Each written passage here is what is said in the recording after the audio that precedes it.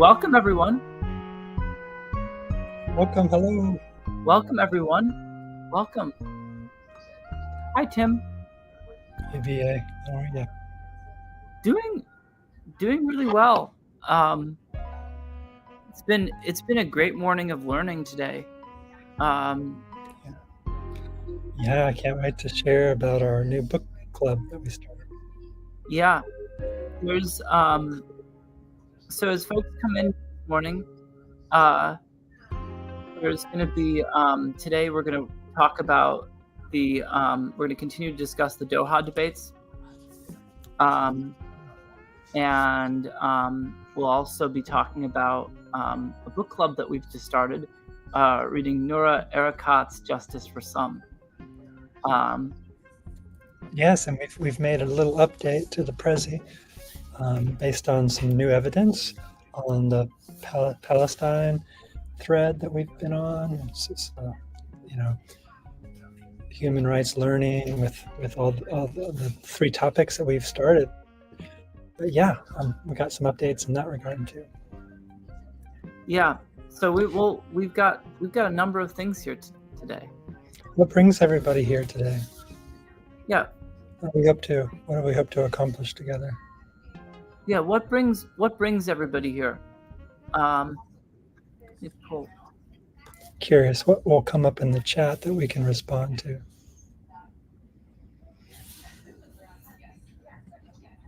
What brings you here? What brings you here, PA? So that's a wonderful question, actually. What brings me here is because I love learning and I love to help others help with learning. And I love to help with learning myself. And so if we can help more people learn on their own terms and find their own ways of learning and encourage that internal learning, I think that we could help a lot of people. Totally. And have you always been a kind of a learning facilitator, or is that something that you studied as a kind of practice, a way of like moving through the world professionally? At first it was terrifying. Yeah, I mean, as a kid, I think there was a kind of as a kid, I wanted to be an artist and an actor and a creative person, and I didn't think of myself as somebody who wanted to teach. But everybody was like, "You should teach," and I started teaching.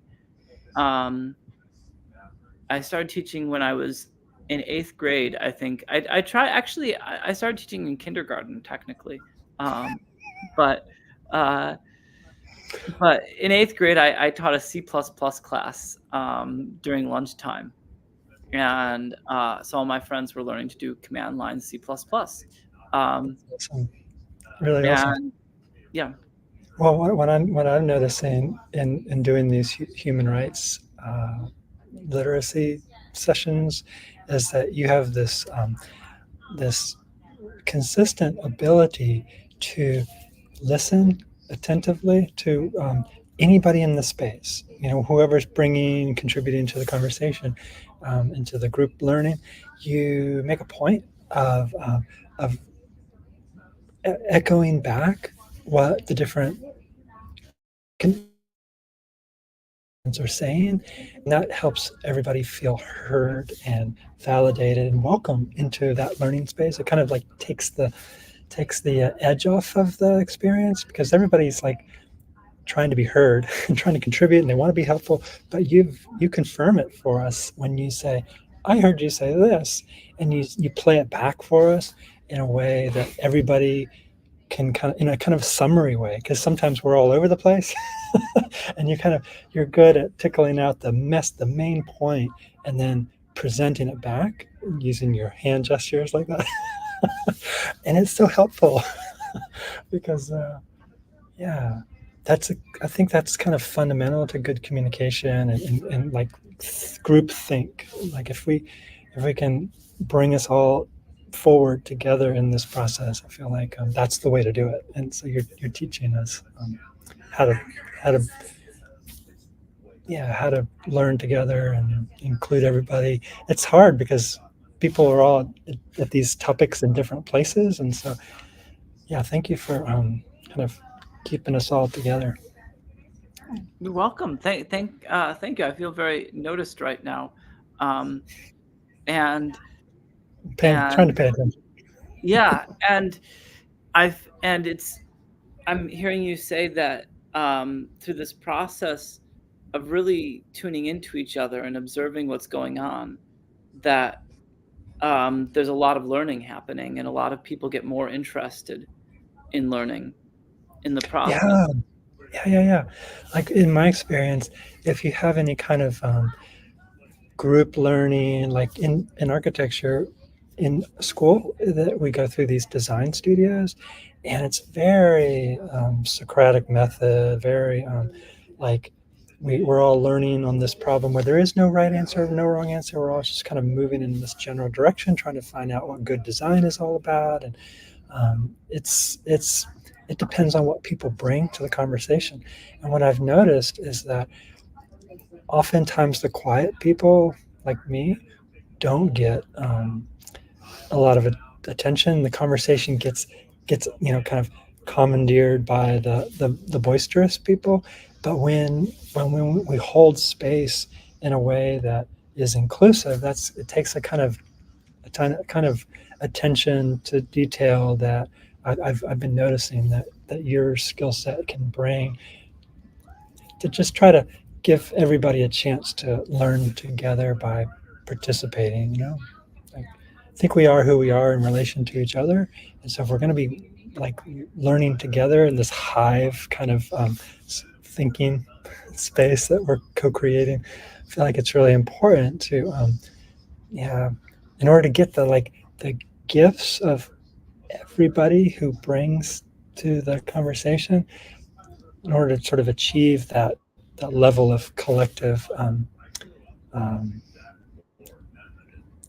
learning, for lack of a better word, or sort of co-creating a new narrative around the evidence that we're finding together, like for that to be healthy and democratic or equitable, for us to live the values that we're trying to bring about into the world, this kind of communication pattern is really key. So just wanted Yeah, I'm to call hearing that. I'm hearing that in architecture learning, that group learning becomes really critical um, from architects, and that that this hearing and this tuning in group settings, um, that there's a deep power in that it helps us. Um, in fact, just in the way of things, it's it's very, I think, interesting that in this dialogical learning, we can often we often tune into things that we wouldn't necessarily notice if it was just one expert saying what they were saying, and and there's a sense that we can create a greater objectivity, not an objectivity of containing nothing, but an objectivity of bringing all the perspectives in, and bring the fullness of the environment in. Hey, I'll be right back. Okay, I gotta Yeah. go check my son into his Okay. doctor Cool. visit. Thanks. Yeah. So, if you're in the audience, feel free to um, share what brings you here. Um, we're talking about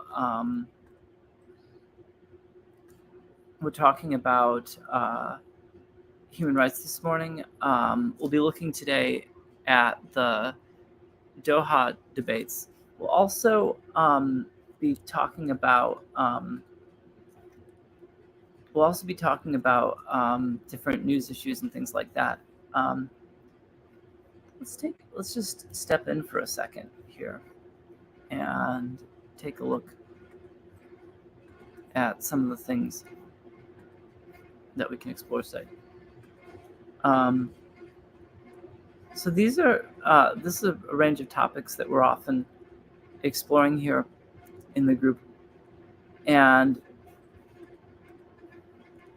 as we go this morning, feel free to invite ongoing conversation about these different topics. They're things we've talked about in the past, and we're glad to continue those conversations. We even have some. This is like these are going back a couple weeks, but these are some of the puzzles that as a group we've looked at. For instance, what can we do to change the system from profiting off war to something that isn't harmful at all? Who profits from this conflict in the Gaza Strip? How to continue the conversation Nex Benedict and trans families. What is the relationship between trans rights and oppression in the Middle East? And of course, this list is always increasing. So that's one thing. And today we're going to be exploring as well. We'll also be exploring this week the Doha debates, which Tim and I have been talking about a bit. We were looking at them last week, and we'll be looking at them again today. So feel free to say hello in the chat, share what brings you here. One thing we could definitely focus on before we get to the Doha debate work. There's we could also focus on a number of other topics too. So if there's something folks want us to focus on, feel free to share in the chat any human rights issues that you're hoping to learn about. And yeah, feel free to invite anything. One piece of legislation that I think is interesting that we're going to be talking about more and more is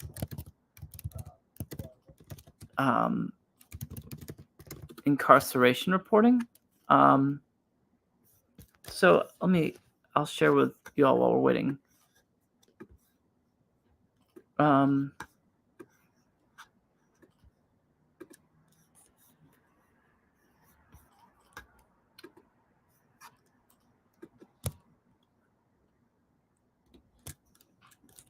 So this is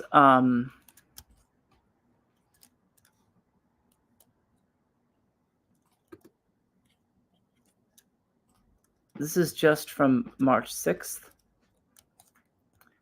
Senator Ossoff launches inquiry into causes of death in federal custody. And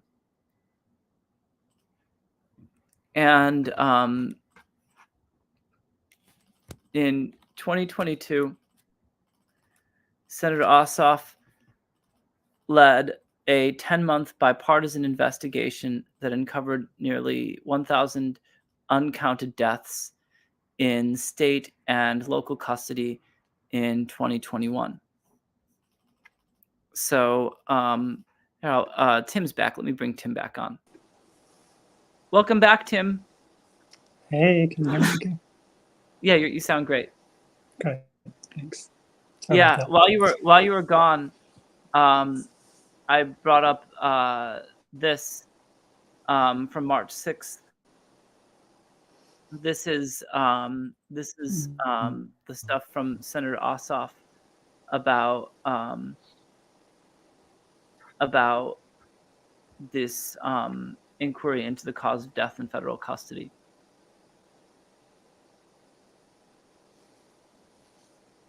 Okay. And so there was also a 10-month bipartisan investigation, and Ossoff pressed Attorney General Garland on uncounted deaths in custody there. And so there's stuff, there's a line of questioning here that we could look at. It's got a little thing. Should we just take a little look at this before we get to our main subject today? Yeah, it sounds good. Are they finding out any? Are they presenting any proposals or theories about why that is so? Let's see. Do we want to take a look at? Let's see what Senator Ossoff has to say here for a little bit, and we can kind of take a look at what this is about. Thank you. An additional investigation I led last year concerned the department's implementation of the Death in Custody Reporting Act. And one of the disturbing findings was that reporting under this statute known as DICRA had undercounted by at least almost 1,000 deaths, the deaths in state and local custody. And in our engagements with the department, it came to my attention, and I was dismayed that the department is not making DICRA data available to the public. I'm going to ask unanimous consent, Mr. Chairman, that this report from the Leadership Conference and POGO titled A Matter of Life and Death, the Importance of the Death in Custody Reporting Act be entered into the record. Without objection. And I want to ask you, Attorney General, whether the department will commit to making DICRA data available to the public. So first on the first part of your question, we're obviously having trouble getting full reporting. This has to be voluntary on the part of the states. I believe the statute did give us some appropriations, which we were able to use as incentives for more reporting. We're very charged with the importance of doing that. I have to say I'm not familiar with the specifics of DICRA. If it provides for public reporting of the numbers we have, then we should be providing it. I don't know whether it does or not. I'm not familiar with it at that level. You've got a lot on your plate, Attorney. So do we want to take a look at this part real quick? What are you noticing, Tim? That it seems to be something that they're just starting to figure out, and they want some more data, and they're having trouble getting it. Yeah, I heard them mention DECRA, I think. What's that? And they were talking about the implementation of this act. And I know that there's more that we could look up on that. We should look up the article itself, but they mentioned in this project on government oversight, POGO, and that report. And apparently, from what I had read about it, I'd read something to the effect that they're starting to there's actually, this is supposed to be done, and like this reporting is already in the law, but it's not actually being enforced in any way.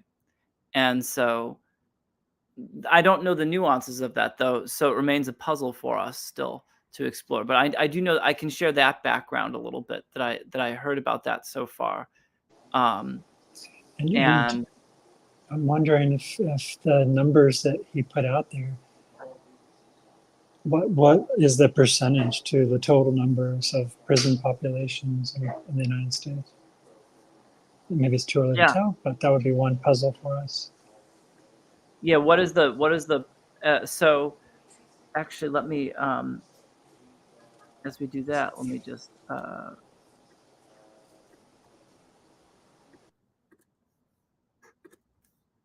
I'll share so we can keep a list of running puzzles on here.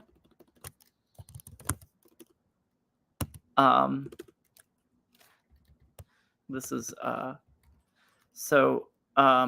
we were talking, your question was, what is the percentage in terms of percentage of prison inmates to reporting?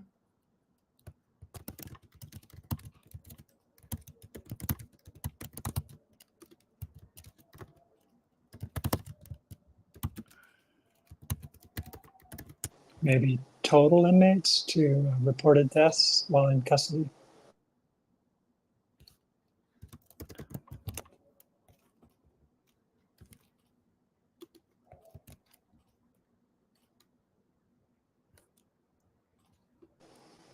That's probably what Attorney General Garland wants to know.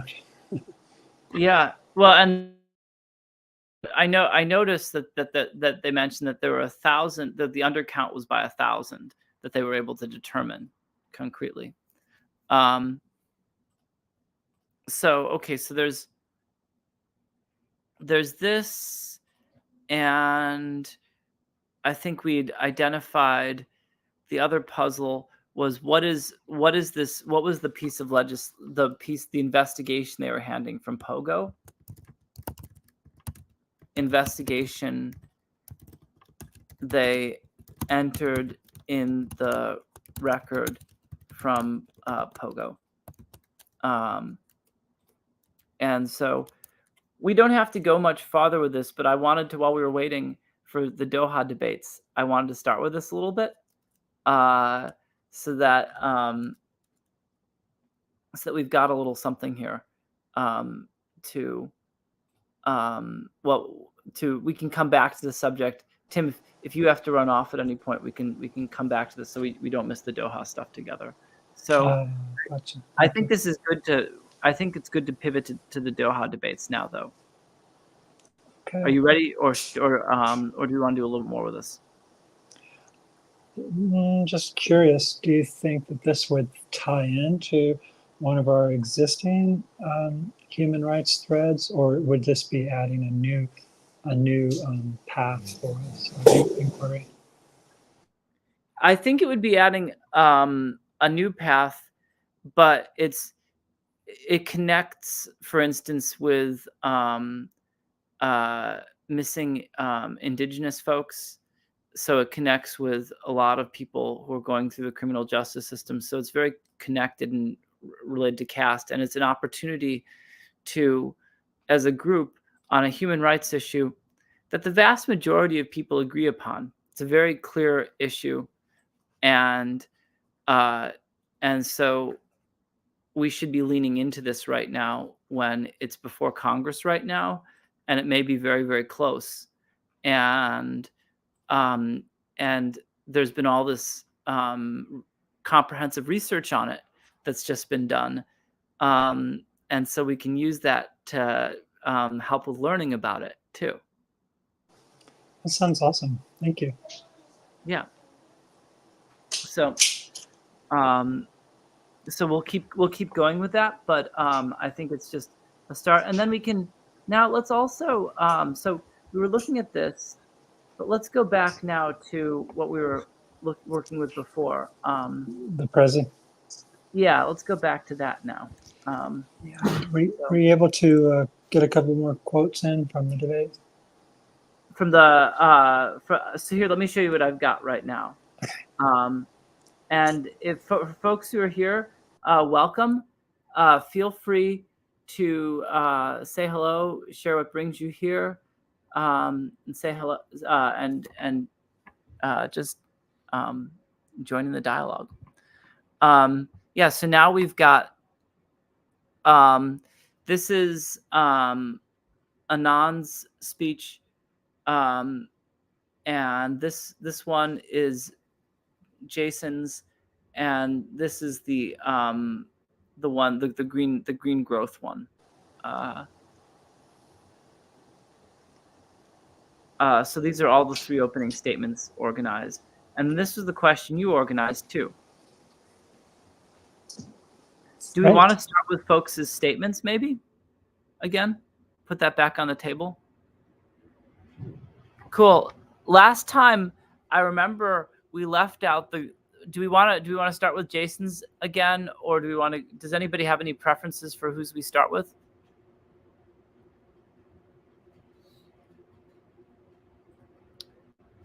Well, here we'll start over here.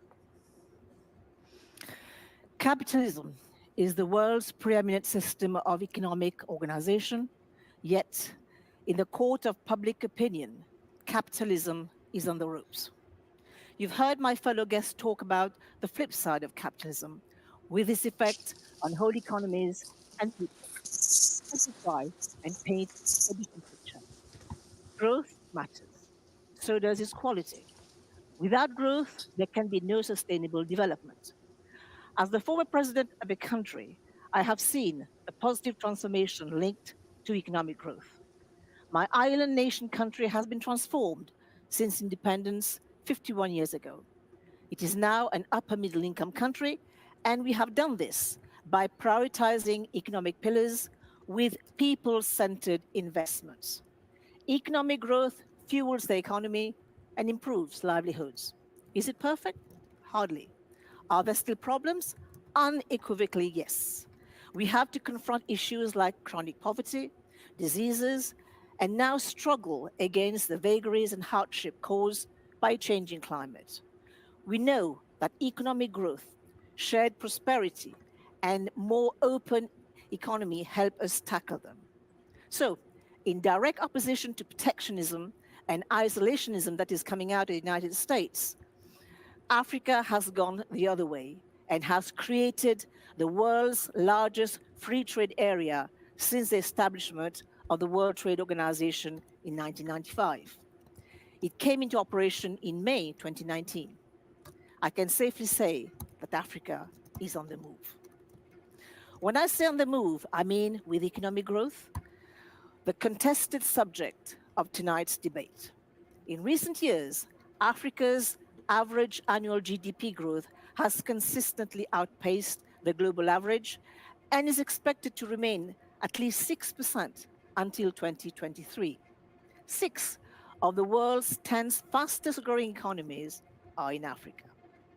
By 2035, Africa, the youngest continent, will be the source of a global labor force with implied potential for growth and savings, thus impacting poverty reduction.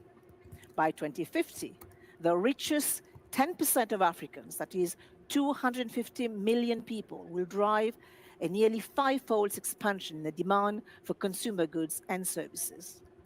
This is why broad-based, inclusive economic growth is vital.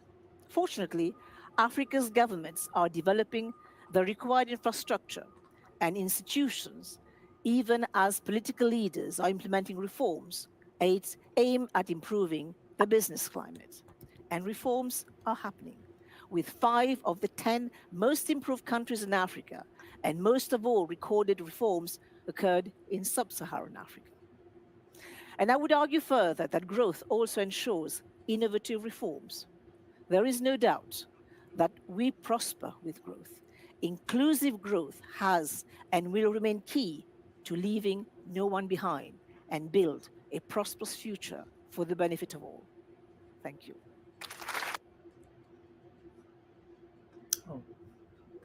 Okay. What did folks notice in this one?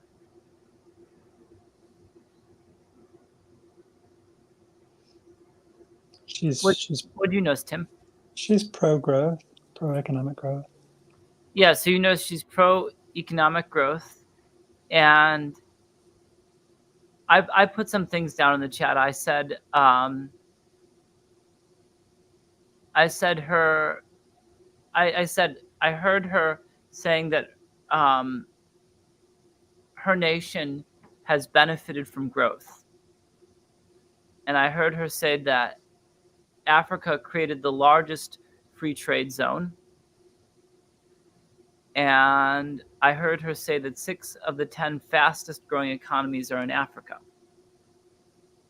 Did anybody else notice anything else that she said? What else did she specifically say? She reminds me of a leader who cares deeply about her people that she's representing. Yeah, what's her point of view? Pro-social, bringing everybody up. Yeah. Yeah, so she's should we watch another video? Does anybody else have any more remarks about that? Just that she doesn't mention like business as a solution. She's talking, she's focused on the people, which I don't know, maybe if you have a smaller country and you know everybody, or you have that stronger relationship with the people, you can speak like that, but it's not usually what we hear. Hi, are you Jasper? Yeah. Cool. Tim asked. Tim will be gone for just a sec, but he'll be back. Feel free, Tim, to share stuff in the chat while you're away. Yeah. So, so we were talking about just before her perspective in being pro-growth. I want to play now Jason Hickel's perspective on this, and then we'll talk about what we noticed there and what's going on. And so let's go to that now. Jason focuses on global inequality and ecological economics.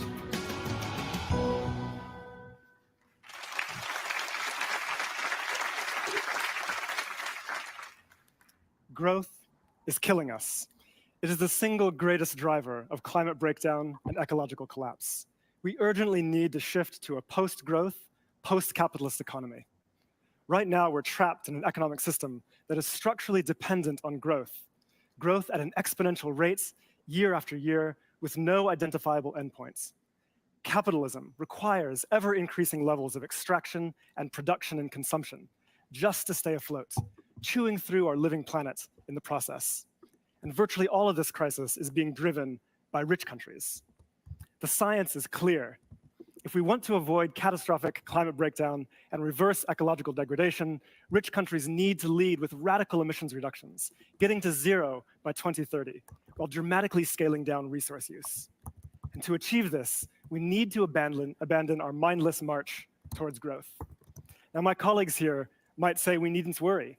All we need to do is make growth green, switch to renewable energy, and we can keep growing forever. But scientists firmly reject this idea. Yes, we need a Green New Deal with massive public investments in a clean energy transition. But we cannot transition quickly enough to stay within the carbon budget if we keep growing the economy at existing rates. More growth means more energy demands, and more energy demands makes it impossible to decarbonize in the short time we have left. The only way to make it work is by actively reducing our energy use and scaling down industrial production. This will make it easier to accomplish a rapid transition to renewables, halting climate breakdown while allowing our planet's ecosystems to regenerate. So what does this look like? Well, we could legislate for longer product lifespans and rights to repair. If our goods last twice as long, we will use half as many without any loss to our quality of life. We can free our public spaces from advertising, liberating all of us from the pressure to consume stuff we don't need or even really want. We can choose to scale down the production of destructive products like McMansions, SUVs, arms, and beef. Reducing unnecessary production means freeing people from the drug. I want to pause right here and just start discussing some things I've already noticed in what he's saying. So I heard him argue that we need to reduce our energy use, that wealthier nations need to lead with radical reductions. And I'm hearing also that he's advocating for longer product lifespans and right to repair. Is anyone in the audience noticing anything in this too? I'm going to play a little more now. Of needless labor. And by shortening the working week and rolling out a job guarantee with living wages, we can ensure that everyone has access to meaningful work and dignified lives. Some say we need economic growth to achieve social progress, but that is a lie. The vast majority of income from growth gets captured at the very top, while most people see very little benefits. Once we wake up to this madness, the solution becomes clear. We already live in an abundant economy. We don't need more growth. We can achieve progress right now without any growth at all, simply by sharing what we already have more fairly. Justice is the antidote to growth. So we can maintain our mindless devotion to the dusty dogmas of the status quo, sacrificing our future and our planet on the altar of capital. Or we can throw off the shackles of this irrational system and build a better, more just, more ecological economy for the 21st century. We have a choice before us: growth or life. Thank you. So, what are folks noticing here?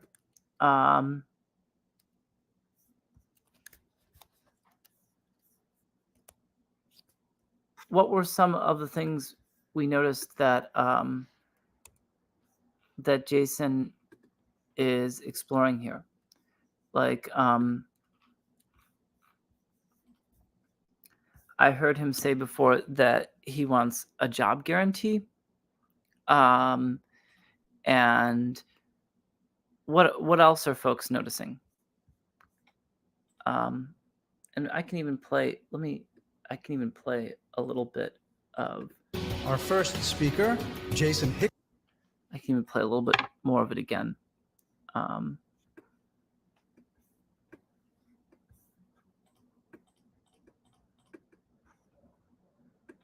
Towards the end here.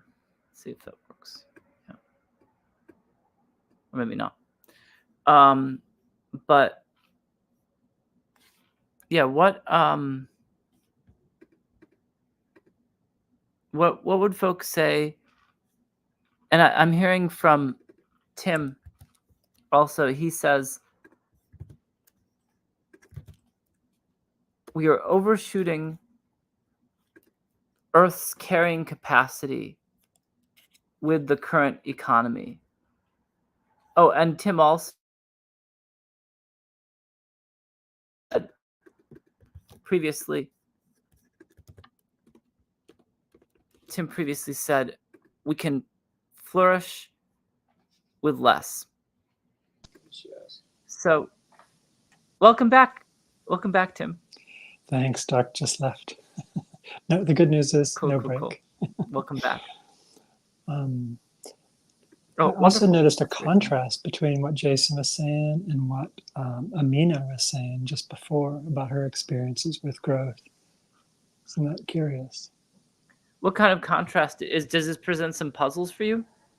Yeah. I think in her defense, her country needed to increase their living standards. But I think Jason was making a point. I noticed him say something about rich countries. So, that's not her case. Her case is from Mauritius or Mauritius. I'm not sure if I'm saying that right, but I think it's a country, island nation on the east side of Africa. That is what you might call the global south versus the global north. And so when Jason talks about the global north or rich countries, it's a totally different policy. And they're intertwined, but just was noticing he said that, and as the debate goes on, maybe we'll notice something else, the differences between the two. Yeah. Thanks for drawing our attention to that. I think this is going to continue to be part of the debate.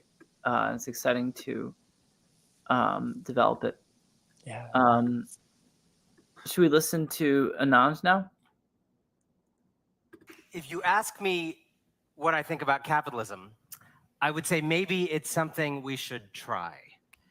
Because free market capitalism, we're talking about tonight, is not what we actually have in its supposed epicenter, America, where I live, and about which I write in Winners Take All. A model America is exporting to the world.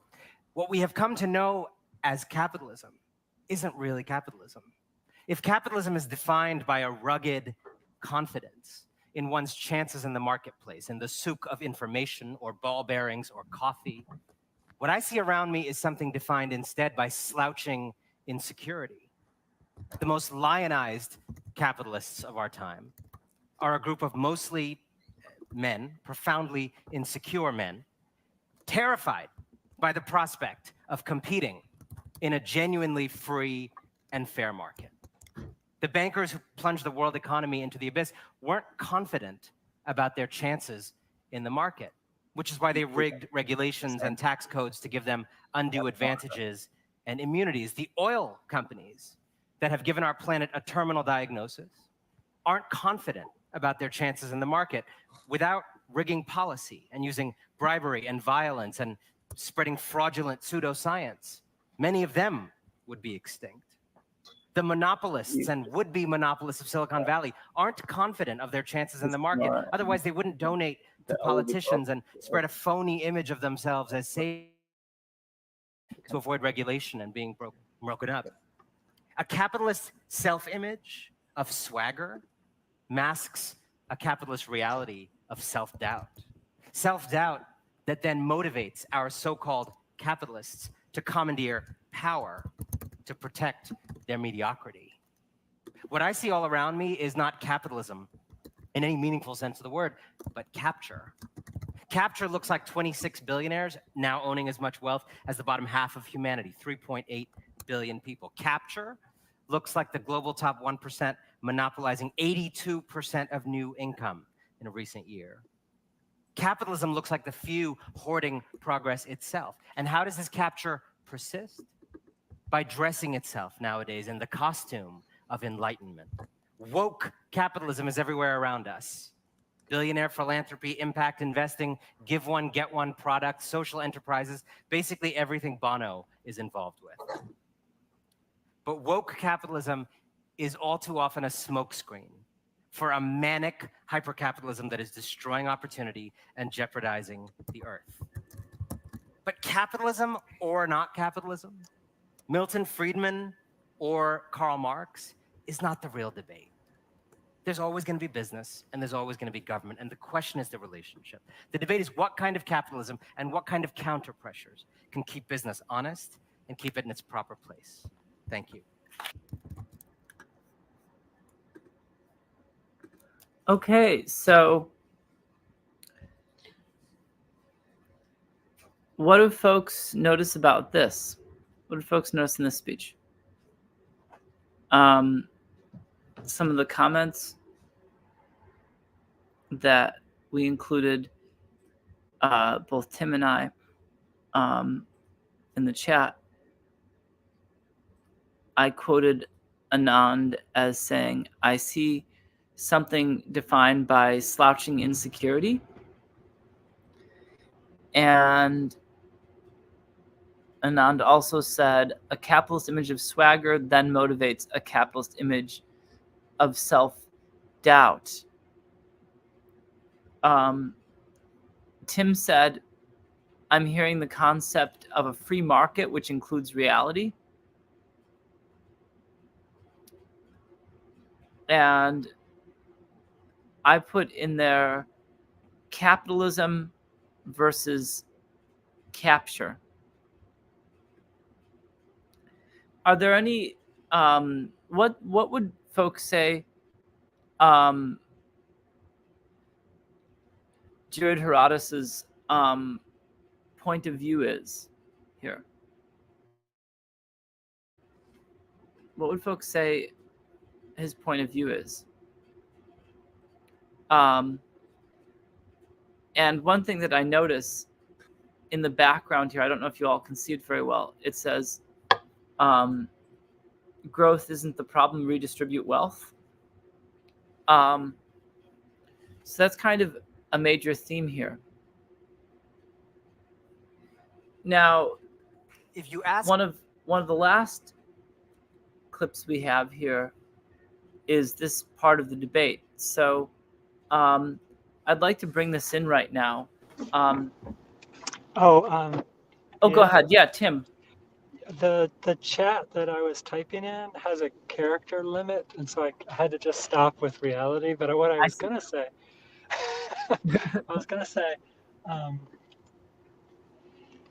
that what I heard when Anand Giridharadas Me, or Haradas was talking was that a truly free economy would include the reality of the the social and environmental costs of doing business. When he said something about regulation and like fossil, he said something derogatory about the fossil fuel industry capturing governance or something, or not being able to Yeah, regulate. capitalism versus capture. Right. So it's just Capitalism like, versus I think what capture. he was saying is if we had a free market economy, a truly free market capitalist system, that that we would somehow put a value on the climate change, or put a value on the emissions from our energy system that drives the economy, right? So what I'm hearing is you're asking the question, you're wondering about this puzzle. If he's saying that something needs to be done, then from regulation, then wouldn't it make sense to uh, to then regulate the amount of emissions that go out? Is that what you're getting at? Yeah, I guess so. And I was trying to tie in with his confidence and self-esteem problem in the capitalist system. He was like, Right. what I'm hearing is that people are not confident that their horse will win, so they have to game the system so that fossil fuels will continue to survive in the free market, quote unquote. But it's Yeah. not free because they have their finger on the on the government regulations, so that they won't regulate, because Yeah. It's like otherwise that. It's they're like that. It's like that afraid. saying, "The system's not broke; it's fixed." Right. So yeah, I just wanted to mention that because I think the argument hinges on a bigger perspective that Jason's bringing, and he's trying to put both what Amina is saying and what Anand is saying. Anand's coming from like the rich country perspective. Like he's saying there's just a few bad apples messing up the system, and Amina's saying, well, we need the system to grow, and I guess Anand is saying growth could be good, could be healthy if we, you know, if we wanted it to be, if we got rid of the bad policymakers or something like that. Yeah. But Jason has something else in mind, which we're going to hear about, I think, in this next clip. Yeah. Should we go for the next one now? Okay. Thanks. Down Quickly, but I want to get to Jason as well. Yeah, trickle down effect doesn't work. I mean, I don't think that it happens naturally, and this is why initially the founding fathers of the capitalist system, the Galbraith and all these people, they had put down the systems, and we have deregulated, we have removed all the barrier, the checks and balances, and trickle down effect will not happen in economics, and we need to have government regulators in place precisely to rein in on all these big entrepreneurs who are making it. And yet, what we're seeing is increased salary, the discrepancies between the have and the have-nots. So, Jason, my turn to ask you if Amina now lives in a fantasy world, and Anand, could you really regulate capitalism? I mean, they both argued that, in fact, all growths are not equal. What's wrong with green growth? Okay, so yes, here's the thing is that it's actually impossible to disagree. I mean, nobody would disagree with what Anand was saying. I mean, I fully agree with it. I sense that all of you do as well, right? We obviously need to regulate capitalism more effectively, more democratically, and make it fundamentally fair, okay? What I'm trying to do is push both of them to address another additional point, which is the question of ecological breakdown, right? And now this is a crucial scientific question in the sense of we are presently in an era of extreme ecological overshoot. Okay, we're drawing more from the planet than we're replacing, and the planet is degrading rapidly as a result. And we see this not just in the form of climate change, but also in mass species extinction, ocean acidification, soil depletion, et cetera, et cetera. Now, even if we were somehow magically, and of course we have to have renewable energy, even if we powered the existing economy, growth-based global economy, with renewable energy, it would still be driving those consequences, okay?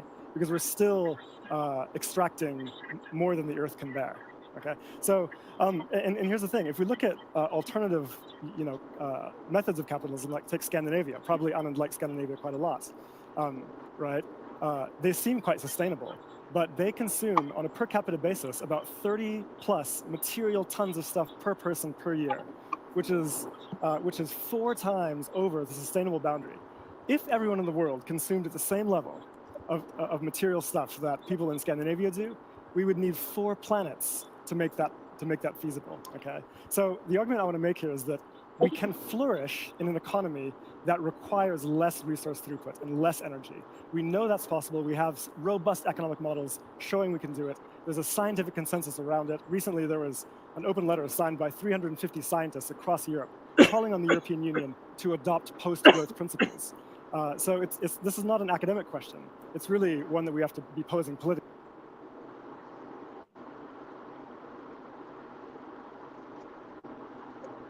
So what's everyone noticing from this clip?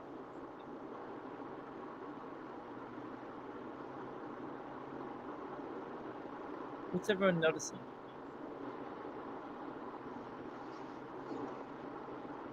I heard that Scandinavia is consuming 4 times the material boundary, and that we need 3 more planets or 4 more planets to consume at that rate. Yeah, that sounds generally in the ballpark. Like if everybody was consuming at the rate of Scandinavian countries like Sweden, we would need 4 more planets. Is what I heard. Yeah. Oh, and yeah, what did you notice from this? Go ahead. He mentioned 30, and I think 30 is in reference to consumption of material throughput in the economy per person per year, and it's just measured in tons of stuff. I mean, it's just a metric that is trying to get at what would be fair livelihood for everyone on the planet. So, like, Earth has a carrying capacity of stuff, right? All the trees to make all the paper and building products, all the metal mined to put together buildings and cars, and transportation, and all the food, right? All the clothing, and then the stuff that we like to play with. But just in addition to the necessities, basically all the material and services in our economy can be measured in tons of stuff consumed. Make sense? Yeah. It's called material throughput or something like that. Yeah. And so if you start with the Earth's carrying capacity and material throughput, which would be like the sustainable level of taking, and then divide by the 8 billion people on the planet, and this is like in terms of tons per person per year, that fair average take per person is 8, not like between 7 and 9. 8 tons is the average consumption per person on the planet. And of course, if you're older or younger, you consume less, and I think that they account for that. But in general, if you just think about that number and then compare it to what Jason just said, and on the Prezi, I'll put a chart from Jason's recent book, Less is More, because he's got that graphic where 8 is a kind of horizontal line on the graph, and then you can see a rich country would average out at 28, and a poor country, the whole global South, would average out at like 3 or 2 tons of stuff per person per year. and the global north is around 28. And there's like a middle income, middle GDP, sort of in the road group of countries, which average sort of in the middle around 16 or something. So the middle income groups are like twice as much as the fair average, and the first world global, the rich global north countries are like 3 to 4 or 5 times the average. And I think that's his point. Yeah, that's what I'm hearing. Is he was just using 30 as one example and comparing that. I think he said 30 was 4 times the average fair consumption, which if you divide 32 by 4, you get 8, which is that average consumption rate, fair and average. So I think that's what he was trying to say. That's a lot of condensing into one debate line or two, but that's the gist of it.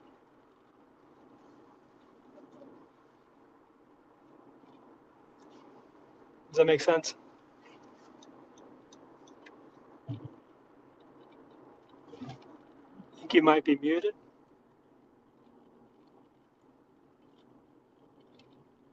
Can you hear me now? Yeah. Okay. Thanks. Yeah, no, that makes a lot of sense, and it's important in terms of like the understanding of the amount that we're consuming to be able to know, to have a sense of like, okay, well, at what rate could we sustain something for everybody? Like, Yeah. what do we have to do in order to reach a rate where everybody can sustain together? So Yeah, and so. Yeah. Oh, God. Well, so I think what I noticed is he was responding to both of them, each in their own different ways, to try to bring them into a larger debate or larger conversation about what's not just sustainable for a rich country or a poor country from in terms of growth or capitalism system, but like, yeah, like what's a larger perspective that deals with the pending biological crisis. And I don't think he mentioned the social crisis of this growing gap between poverty, this rising poverty rates, and shrinking middle class, and just taking off elite class. They're doing really well at everybody else's expense. So it's really, I think it's a question of the relationship between everybody on the planet and what the planet can handle, which is a kind of a new thing. I don't think we've ever had this information in which to be having these conversations, except for 50 years ago there was this like big paper called like Limits to Growth, and I think that's kind of what Jason's I guess that's where he's coming from. Big picture analysis. Anyway. Yeah. Well, now it's interesting that we've explored this all today because part of last time the way we explored it was we explored it from the C-SPAN clip of you talking to Representative Rich McCormick. Oh yeah. Do we want to now turn it on its head and come back to it again, and finish up today by looking back at that clip and then asking ourselves, what about how these perspectives inform the debate between you and Representative McCormick? That's a great idea. Are we done with Jason's line of thinking though? I think we didn't we go all the way through it. I think that's where the clip ends. Okay. But so we're going to keep, of course, talking about this and developing this theme. I think this is really an important theme that we're going to keep developing every week, or as much as we can. And so I think this is just the beginning of things. We're going to keep adding more clips to this and refining this and bringing in other perspectives. And I've also spoken to different intersectional groups, members of the Black community, members of the Indigenous community, talking about economics in their communities and what that means for them. So Perfect. this is a subject that we're going to keep talking about, and we're going to keep going on with. It's only going to get better. So now we come back to C-SPAN and this clip. Raleigh, North Carolina, Independent Line. Tim, good morning. Thank you so much for having me. I have a comment and a question for Congressman McCormick. My comment is, since GDP does not account for ecological or social negatives, such as air pollution, like greenhouse gases, why is it that no matter Republican or Democrat, everybody wants unlimited economic growth on a finite planet that is driving the climate emergency? Could you please explain how we're going to live without a habitable planet? I think we're on track for hitting 2 degrees Celsius by the middle of next decade. So let's conserve life on the planet, please. Yeah. What do you say? So my dad was a forest ranger. I'm a conservationist like Teddy Roosevelt. I want to see the planet survive. But let's have a realistic conversation about that. There's always going to be an emergency, whether it be a war or climate change or whatever you want to call it. Actually, there's a really good book called The Creature from Jekyll Island, which talks about the Federal Reserve, how it was created, what kind of things we use as emergencies to grow the budget, to spend more than we should. This climate change idea, which has kind of become a religion, has been used as an excuse to overspend dramatically, where you can spend $1 trillion on greenhouse gases. And let's see how that's worked, by the way. Since you want to talk about greenhouse, let's have a realistic conversation about why the Earth is warming. I would state that your greenhouse gases, which you're talking about carbon dioxide and methane makes up 0.0007% of the entire atmosphere. Now, you're going to eliminate all the cows and all the animals and everything else that produce methane, including ourselves?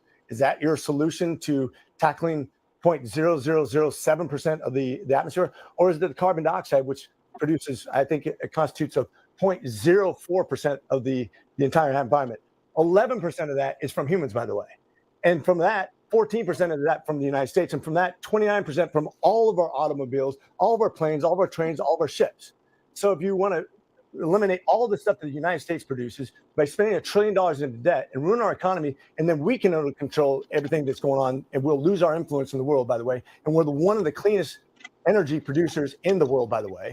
But just all that, just to reduce the carbon emissions by 0.000167% of the atmosphere, you think that's going to actually affect global warming when you can actually look in the entire solar system? Right now, the other planets are warming too. Why is that? Is it the cars? Is it the carbon dioxide? Is it the methane? Of course not. Maybe we're having a solar flare. Maybe it's something, but I think you're putting all your eggs in the wrong basket. I don't disagree that there's climate change, but don't think that it's because of carbon emissions.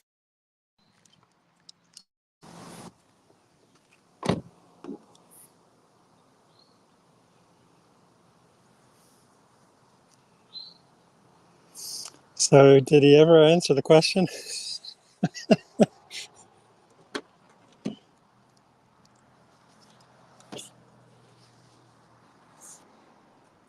think you're on mute.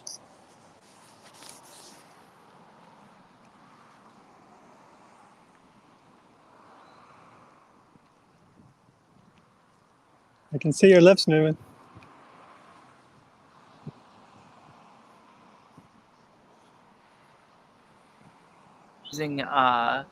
I'm using this anyhow. Okay. I can hear you now. Thank you. Yeah. No, it's the I'm sharing the terminal today as well, but I have to use I haven't figured out what's wrong or weird with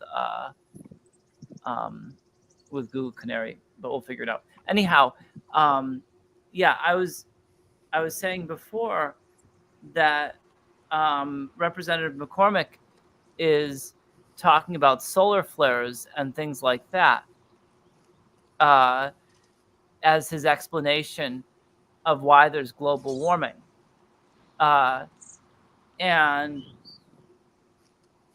yet he mentions, okay, well, this is what, just a small portion of, like, this is like he's dealing with the numbers of it, but he's talking about it as being just small numbers.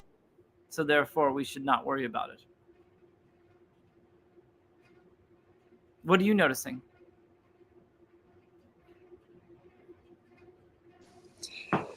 I'm noticing he was avoiding the question and using maybe 5 or 6 by the ways, and he was all over the place trying to avoid the question with obfuscation. Did I say that right? Obfuscation or something? Obfuscation. Obfuscation. Thank you. And disinformation. And I felt like he was talking scared, like the thought of this big complex problem is terrifying because of the need for this story we tell ourselves about the economy and how it needs to grow, and how if it does not grow, it comes collapsing, falling down, and looks like immiseration, widespread immiseration. And I could see the panic on his face. But maybe he's always like that. I don't know. But I think his background is an emergency room doctor and a soldier. He's a veteran, and so I'd like to revisit the conversation with him from that perspective, like someone who's looking out for us from a protector standpoint and a healer standpoint, and then pose some of these climate reality statistics that he used, and like maybe just flip them on their head, like 0.04% for the carbon dioxide is maybe true. I mean, I'm not sure about the number exactly, but I did look it up at the time, and it was true. That is the concentration level represented as a percentage. But what scientists usually refer to carbon dioxide in is parts per million. That's the sort of measurement of CO2 in the atmosphere. And we had like 270 ppm before we started burning fossil fuels. And now, if you look at greenhouse gases, they're measured in equivalent carbon dioxide levels, and the carbon dioxide equivalent is over 500. I think it's like 520 or 530, which is like almost doubling the 270 pre-industrial, which is basically saying that we've doubled carbon dioxide in the atmosphere, which is no small thing. So it's just in how you represent the numbers, right? He was trying to minimize the problem, and it's actually really unhealthy to do that, because actually we've doubled the concentration since we've been burning fossil fuels, and we're doing it so much. I think one thing I noticed Jason Hickel say in his first opening argument was that we're coming up against the total carbon budget in the atmosphere, and I have to double check, but I think that is like another one of those climate limits. Like, we don't want to put any more than this maximum level of carbon, and then that doesn't account for who has put all the emissions in the atmosphere so far, and by far the U.S. has. Yeah. Yeah, I think you're on mute. Sorry. Thanks. Yeah, so like I hear you saying that what Representative McCormick was he was using numbers that were accurate in regards to themselves, but then he was using those numbers to try to trivialize the number of parts per million of carbon in the atmosphere, and that had nearly doubled since we started burning fossil fuels, and that that's approaching the boundary of how much we can use in the modeling. The carbon budget, total carbon budget for the atmosphere. Yeah. And and so And It's if you want, I can upload a graphic of where we've been in time, deep time, in terms of total carbon dioxide in the atmosphere, to show you just how serious the problem is compared to like how worse it's ever been in the last 65 million years. yeah. What diagram do you want to use? How can I upload a picture using the chat? How can I do that? Yeah. Let's. Chat. I don't see a. Maybe there's a. Nope. Like if it was a Zoom call, I would just drop it in, or if I was Let's using my. see. Well, if you want to put, do you have a link or? Yeah. Right. Let me go to my photos because I took a screenshot of it. Oh, if you And- want to send it to me, why don't you send it to me through Signal or something? Oh, right. Okay. Here you go. Here it comes. Cool.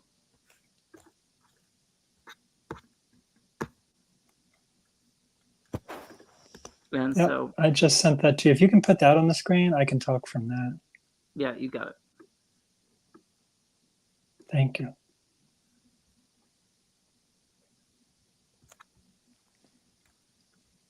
Maybe.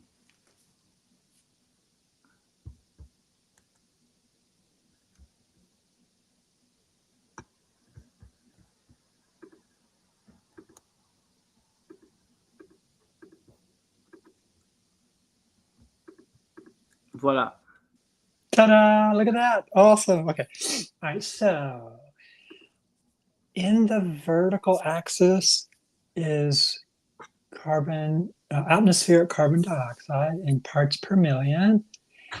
And it ranges, as you can see, from 270, well, I guess 0 would be at the bottom, 270, 480, there's a 700, and I think, is that 900 at the top, or 1200, 1600? 1600, yeah, 1600. Yeah, and so see the black line Yeah, that's... I might even be able to zoom. Let's see if I can zoom in a little more, maybe. Oh, maybe not. Okay. That's cool. So what 1600 is like a peak over deep time. And I say deep because what we're looking at here from the right side, which would be today's date, going backwards towards the left in millions of years is the scale. And this is millions of years ago from today. So moving from right to left, 2.6 million years ago, 16 million years ago, 30. See where it says 33.9? Yeah. Okay.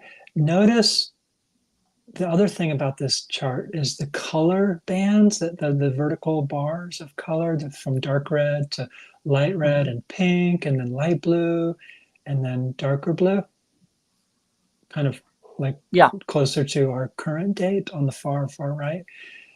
So what this is saying is that what this is telling me is when you look back in past carbon dioxide history, all the way back to when the dinosaurs went extinct 65 million years ago, which was basically the 5th mass extinction period. There's been 4 more besides then, but we won't get into that. But just since the last mass extinction, when nobody could live in a hot house Earth, that neighborhood, which is all this red stuff on the left, that was when, see how carbon dioxide was so high during that time? Yeah. Carbon dioxide is a greenhouse gas. It's just physics. When you put carbon dioxide into a container of air and expose it to sunlight, it's going to heat up faster than a container of air that's normal atmospheric concentrations. So what's normal right now is, if you were to measure carbon dioxide, it would be about 480 ppm. Before we started burning fossil fuels and putting carbon emissions in the atmosphere, it was around 270 or 280. And you can see that on this graph, because on the far right, the black line, which kind of ends at the right edge of the graph, that would be in present time, is roughly under that 270 mark. back on the left is the unit of the graph in the vertical axis. So it's below 270, and that was pre-industrial carbon dioxide levels before we started burning fossil fuels.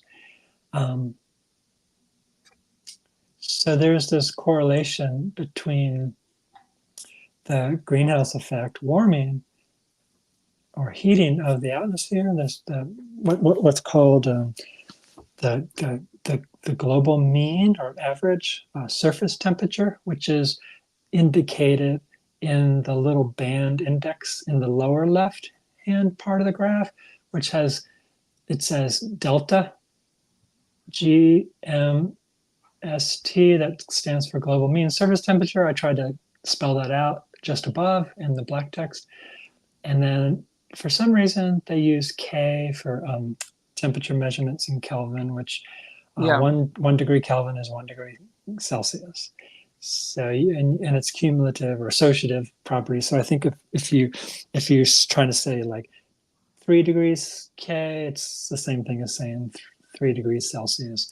And so for practical purposes, these color bands are measured in those units they give in the scale, like roughly 3 on the cold side, all the way to what is it, 12 or 13 on the 12.8 on the hot side in Celsius. And of course, to convert that to something that we're used to in Fahrenheit, I think 1 degree Celsius is worth 1.7 or 1.8 degrees Fahrenheit. So it's like almost doubling. And this is just an average for the whole planet. So over land, it's going to be probably double that because there's only 30% of the Earth's surface that's covered by land. Land can get real hot when the sun's beating down on it versus the ocean, which covers 70% of the surface of the Earth. So if an average is like, say like where we are now, 1.5 degrees Celsius above pre-industrial levels, because that's how all this is what we're measuring is global warming heating in terms of degrees Celsius above where we were before we started burning fossil fuels. So above pre-industrial averages. So 1700s to like early 1900s, maybe late 1800s is what gets established as the baseline global average mean temperature. Yeah. So it's kind of like a reference point. So let me see if I can. So what I'm hearing you say, and I know a lot's been said, so let me see.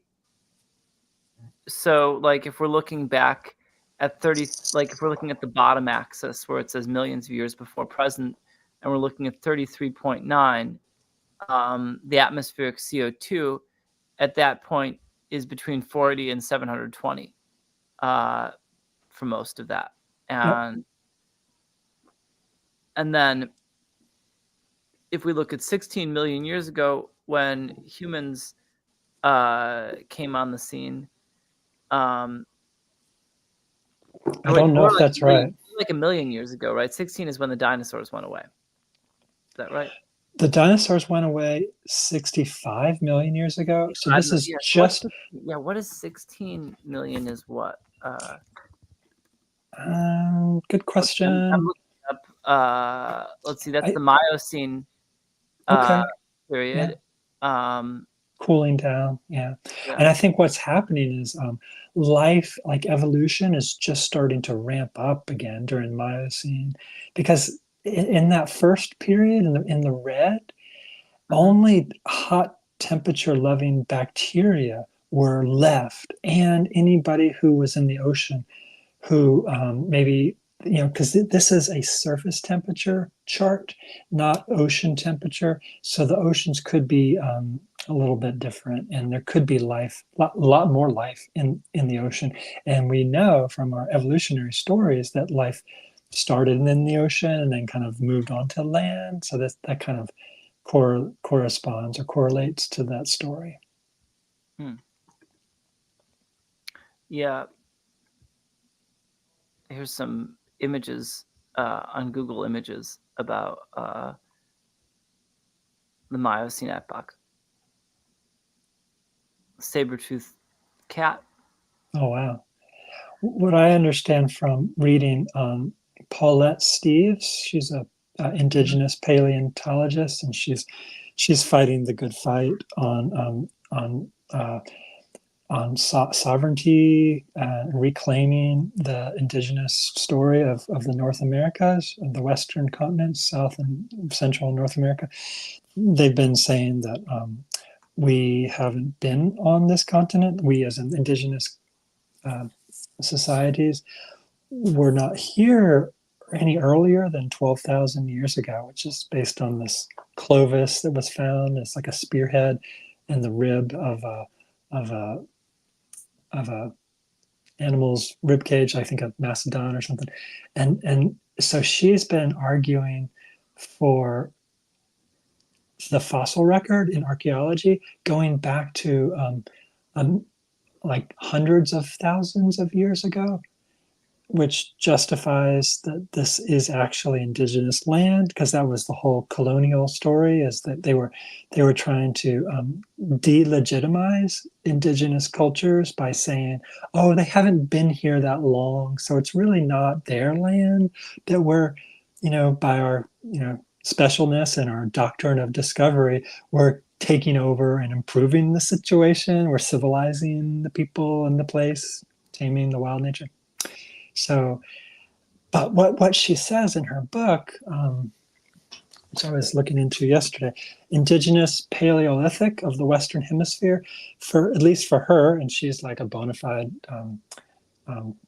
archaeologist, so this notion of deep time is like right up her alley. She says that people have a kind of early paleo history, middle paleo, and late paleo, and early is like going back 2 million years, which was a surprise to me, because I was just thinking of us modern humans as being a few hundred years old, a few 100,000 years old, like 300,000, with our upright posture and our thumb and big brains and all that.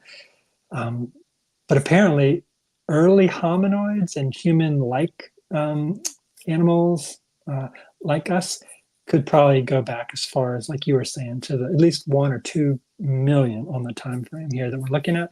And so for that chart, that was just when CO2 was coming down into the 300 ppm range and into the 270, that stabilized to give us the Holocene, which is the last 10,000 years of stable growing seasons, and allowed human civilization to settle down and flourish and build communities around farming for the first time.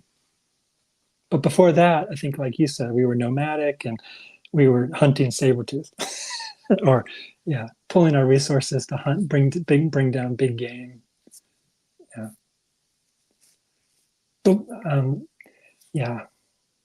What does that make you think of? It's a long time to think about evolution and our better stories.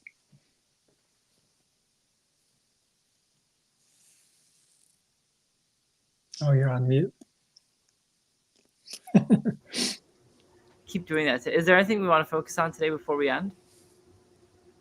Or like, do we want to, this is really cool. And we've covered a lot of stuff today. Do you want to kind of summarize what we've been learning about today, and then think about any last puzzles or anything? Or what else would you want to get done? Well, the last thing I could say about that chart is that 33.9 million was significant for me, because that's when Paul Beckwith explained, when he was going over this latest research paper that developed the chart from all the best proxy data that we have in deep time carbon in the atmosphere, was that was when Earth got ice on Antarctica for the first time, which cooled the planet even more, to be like thinking about like our winter season is when the southern pole is closely facing the sun, And so for there to be ice on Antarctica means that more of the sun's heat is getting bounced back by the albedo effect, put back out into space.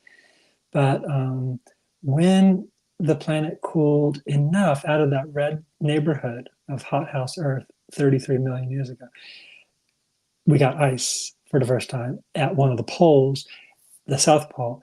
And that allowed Earth to cool even more and for more life to flourish.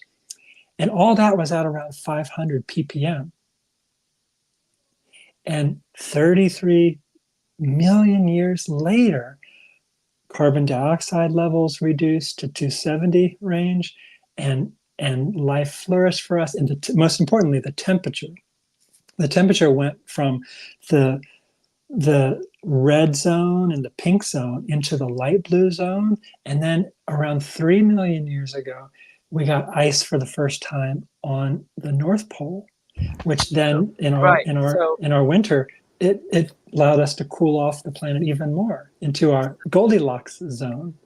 So what I'm hearing here is that because we got ice on one of our poles, that opened up the possibilities for global cooling, which opened up the possibilities for more of a flowering of the earth and more growth, but ecological growth, the other growth that starts with an E. Right. Yeah.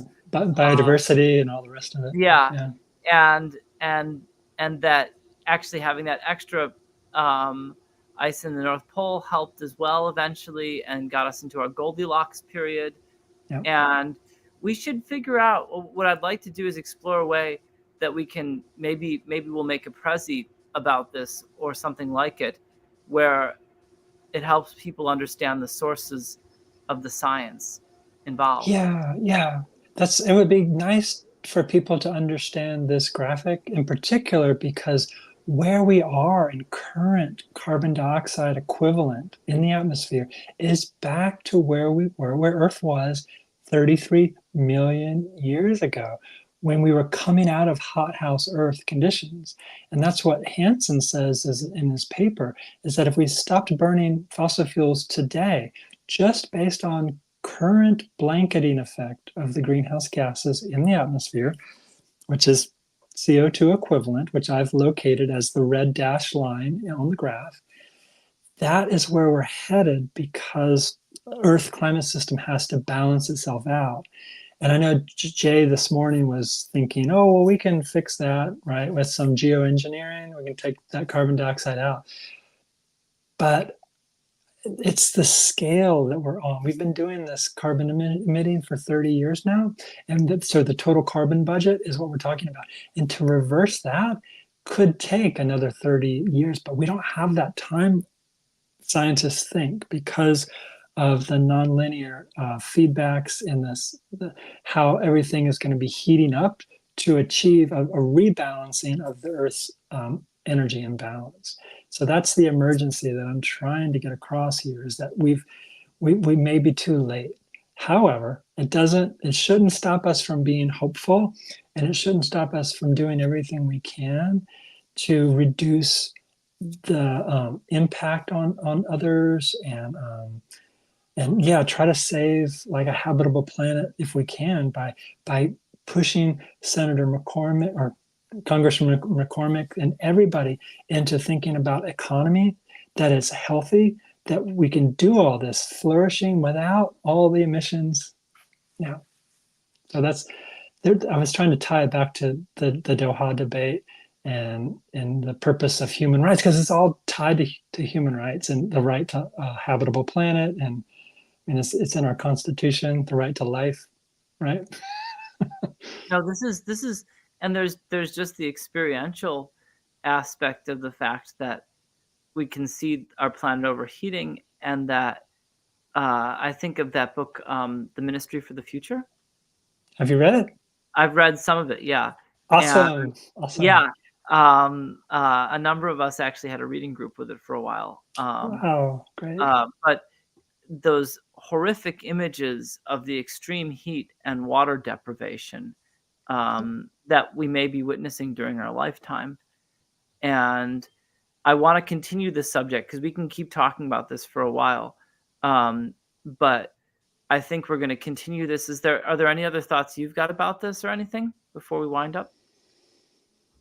No, just anything we can do to be telling our better stories, and that includes having productive, honest, like reality-based conversations, which we were not having with where Representative McCormick was going. He was totally off base in terms of the science. So, in order to have healthy conversations about the economy and about human rights, like having a healthy economy that works for everybody, that doesn't leave anybody out or exploit, as it always has been from like the capital system that we got from colonialism.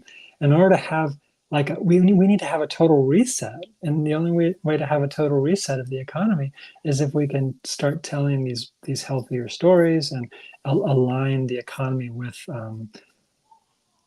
reality of what the new economic models, like the donut economic model by Kate Raworth, or this economic socialism policies that Jason was starting to articulate in the debate. I think that's where we need to go, and we need to go fast, quickly.